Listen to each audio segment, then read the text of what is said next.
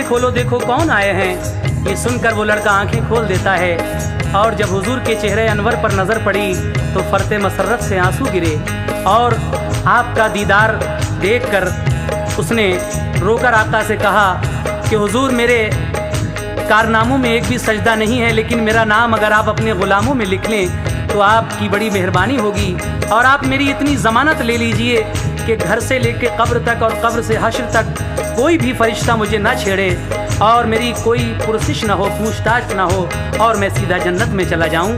सरकारे दो आलम फरमाते हैं कि ठीक है, मैं इसकी ज़मानत का वादा करता हूं, लेकिन हाँ पहले तू हमारे दीन का कलमा पढ़।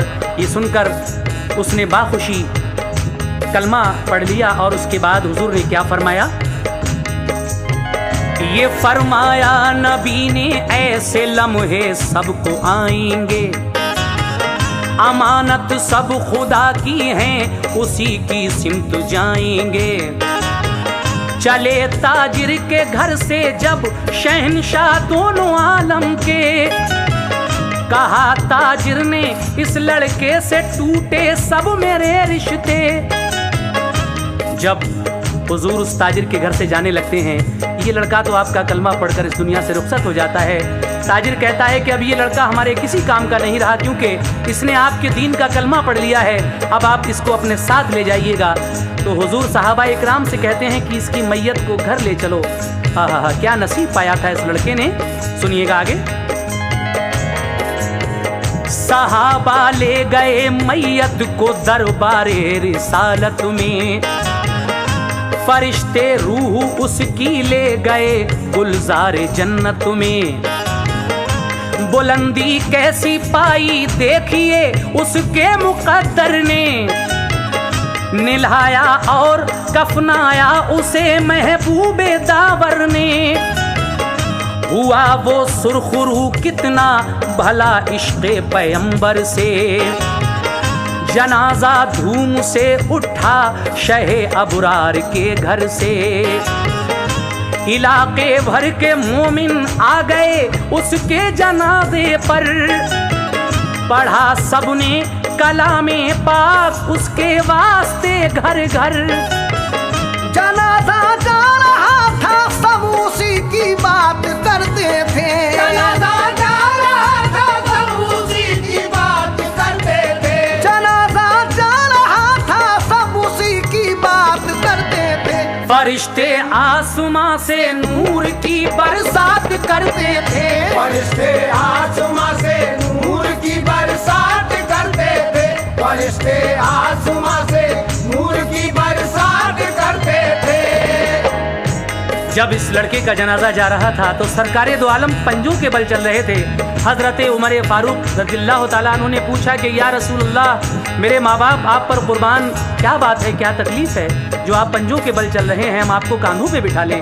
हुजूर फरमाते नहीं, ए उमर, इसके जनाजे में इतने फरिश्ते, इतने मलाइक शिरकत कर रहे हैं कि कहीं पाँव रखने के लिए तिल भर भी जगह नहीं है। सुभान अल्लाह, नसीब देखिए। नमाज उसकी पढ़ाई जब शहंशाहे दो आलम ने, शरीक उस वक्त मोमिन और लाखों ही फरिश्ते थे। जनाजा जब उतारा मुस्तफा ने कब्र के अंदर, तो कतरे थे पसीने के बहुत आका के चेहरे पर। हजरत उमर फारूक फिर पूछते हैं कि या रसूलल्लाह, ये सर्दी का मौसम है, वो मौसम तो नहीं, लेकिन आपको पसीना क्यों आ रहा है? क्या आप पर कोई मेहनत मशक्क़त गुजरी है या कोई राज है? हुजूर फरमाते हैं कि ये राज़े मख्फी है और ये फजल रब्बी भी है। मशक्क़त इसलिए है कि हूरें इसके दीदार की मुश्ताक हैं और मेरे पैरों पर होकर गुजर रही हैं मुंह देखने के लिए इसका कब्र के अंदर। और एक वजह यह भी है कि जब मेरा पसीना इस पे टपकेगा तो इसका जनाजा हश्र तक महकेगा और कोई भी फरिश्ता इसको यहाँ से हश्र तक नहीं छेड़ेगा, अज़ाब कब्र से महफूज हो जाएगा। इसीलिए जनाब हाजी शौक वजीर गंजवी कहते हैं क्या, वजह ये भी है जब मेरा पसीना इस पे टपकेगा, जनाजा हश्र तक इस कब्र में खुशबू से महकेगा। अज़ाबे कब्र से महफूज रहकर चैन पाएगा। न छेड़ेगा फरिश्ता कोई ये जन्नत में जाएगा।